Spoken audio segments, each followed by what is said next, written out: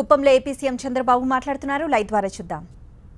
Organic వ్యవసాయం చేశాడు, బ్రహ్మాండంగా ఆదాయం వచ్చింది, ఖర్చులు తగ్గాయి, భూమి సత్వ పెరిగింది.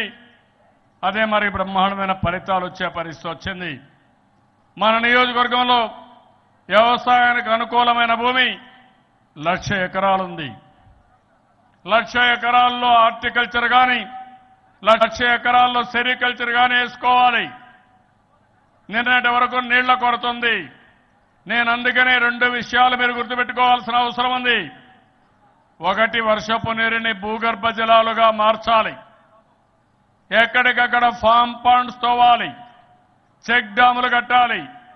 ఇక్కడ పడిన వర్షం ఇక్కడనే భూగర్భ జలాలుగా మారి భూమి ఒక జలాశయంగా తయారు చేయాలి. రెండోది, మీరు చేస్తే నేను ఆలోచించింది నదుల అనుసంధానానికి ప్రాధాన్యత ఇచ్చాను. ప్రాజెక్టులన్నీ పూర్తి చేశాను.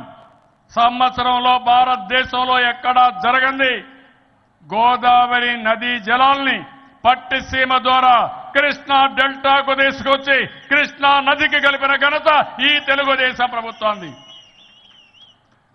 సంవత్సరంలో చేశాను. అక్కడి నుంచి పోలవరం మీరందరూ వచ్చి చూడాలి. నాగార్జున సాగర్ మీరు చూడలేదు, కొంతమంది పోలవరం చూశారు.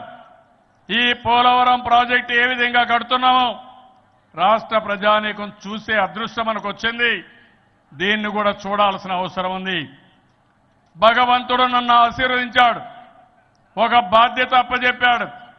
రాష్ట్రాన్ని బాగు చేయడమే కాకుండా పోలవరం కట్టి నదులు అనుసంధానం చేసి 100 సంవత్సరాలుగా బాధపడుతున్న ప్రజల్ని నీటి భద్రతతో ముందుకు తీసుకుపోమని భగవంతుడు నాకు అవకాశం ఇచ్చాడు. ఇది ఒక భగీరథ ప్రయత్నం. భగీరథుడు భూమిలో నుంచి నీళ్లు తెచ్చాడు, కానీ నేను అన్ని మార్గాలు ఆలోచించుకుని నీళ్లు తీసుకొస్తున్నాను. హంద్రి నీవా ఎన్ని కిలోమీటర్లో మీరు ఆలోచిస్తే 750 కిలోమీటర్ల దూరం కాలువలు దివి నీళ్లు మీకు తీసుకొచ్చానంటే అది ఒక చరిత్ర. ఎంత ఎత్తు అంటే 516 అడుగుల ఎత్తు, 270 అడుగులు శ్రీశైలం ఉంటే కుప్పం 730 అడుగులు ఎత్తుంది. అంటే అన్ని అడుగులు నీళ్లు తీసుకొచ్చి 514 మీటర్లు, అడుగులు కూడా కాదు మీటర్లు లిఫ్ట్లు పెట్టాం. 22 లిఫ్ట్లు పెట్టాం. లిఫ్ట్ నీళ్లు పెట్టి అక్కడి నుంచి నీళ్లు తీసుకొచ్చి కుప్పానికి ఇస్తున్నాం. నేను ఒకటే మాట చెప్పాను, ఎట్టి పరిస్థితుల్లో సెప్టెంబర్లో హంద్రి నేవా పూర్తి కావాలి, కుప్పానికి నీళ్లు రావాలి, ఇది జరగాలి. ఇది అవుతానే ఎక్కడ చూసినా మబ్బులు కూడా ఉన్నాయి. లేకపోతే ఒకసారి హెలికాప్టర్లు కూడా వెళ్లాలని ఆలోచిస్తున్నా. వాతావరణం సహకరిస్తే తప్పకుండా వెళతానని చెప్పి కూడా నేను మీకు తెలియజేస్తున్నా. ఈరోజు ఇక్కడ మేము ముందే చూసాం. ఈరోజు మనం చాలా వరకు సంక్షేమానికి స్టాచ్యురేషన్ తీసుకొచ్చాను. వ్యక్తిగతంగా కావాల్సిన ఇన్ఫ్రాస్ట్రక్చర్ కానీ కమ్యూనిటీ ఇన్ఫ్రాస్ట్రక్చర్ కానీ పూర్తి చేశాను.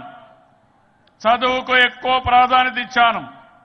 మెడికల్ కాలేజ్ కానీ ఇంజనీరింగ్ కాలేజ్ కానీ మన ద్రవిడ యూనివర్సిటీ కానీ పాలిటెక్నిక్ కాలేజ్ కానీ అన్ని తీసుకొచ్చాను. ఇప్పుడు నేను ఆలోచించేది ఇవన్నీ లాజికల్గా ముందు తీసుకుపోవాలి. ముందే చెప్పాను, అన్ని ఊర్లకు సిమెంట్ రోడ్డు వేపిస్తాను. అవసరాన్ని బట్టి డబుల్ రోడ్డు కానీ ఇలాంటి రోడ్లు కూడా వస్తాయి.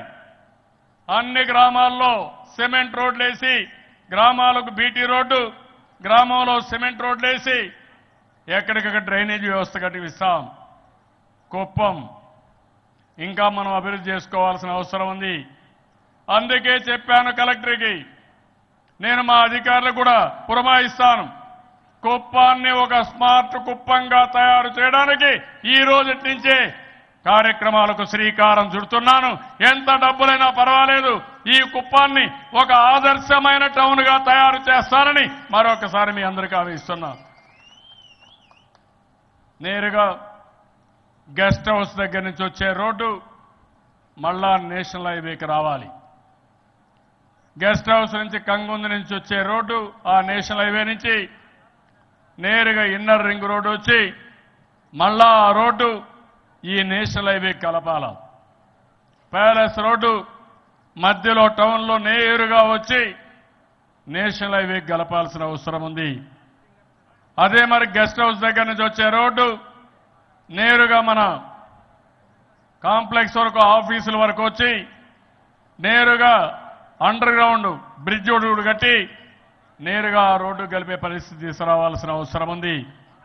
అండర్ గ్రౌండ్ డ్రైనేజ్ రావాలి, రోడ్లు వెడల్పు చేయాలి, మంచినీళ్లు సమర్థవంతంగా ఇవ్వాలి, మార్కెటింగ్ వ్యవస్థ కానీ ఇవన్నీ పెట్టి ఒక ఆధునికమైన మన పంచాయతీగా తయారు చేయడానికి ఇప్పుడే నేను ఆదేశాలు ఇచ్చాను. అవి కూడా చేస్తామని చెప్పి కూడా నేను మీకు తెలియజేస్తున్నాను. రెండవది, మన ప్రాంతం ఒక ఆర్గానిక్ క్లస్టర్గా తయారు కావాలి. రసాయనిక ఎరువులు కాకుండా నేచురల్ ఫార్మింగ్ లో మనం ముందుకు పోతే ఇప్పుడు వచ్చే ఆదాయం ఇంకా కొంత ఎక్కువ ఆదాయం వస్తుంది. దానికి కూడా మనం ఎక్కువ ప్రాధాన్యత ఇస్తున్నాం. డ్రిప్ ఇరిగేషన్, ప్రతి ఒక్క ఊరికి డ్రిప్ ఇరిగేషన్ కట్టాలి, రావాలి. 1,00,000 ఎకరాల్లో డ్రిప్ ఇరిగేషన్ రావాలి. ఎంత డబ్బులైనా పర్వాలేదు. ఎస్సీలకు ఎస్టీలకు 100% ఇస్తాం. బీసీలకు స్మాల్ ఫార్మర్స్కి 90% ఇస్తాం. మిగిలిన వాళ్ళు కూడా డ్రిప్ ఇరిగేషన్ ఇచ్చి మనకొచ్చే నీళ్లని ఎకరాకు వాడే నీళ్లు 2.5 ఎకరాలకు వాడతాం. దీనికి కూడా ప్రాధాన్యత ఇస్తున్నాను.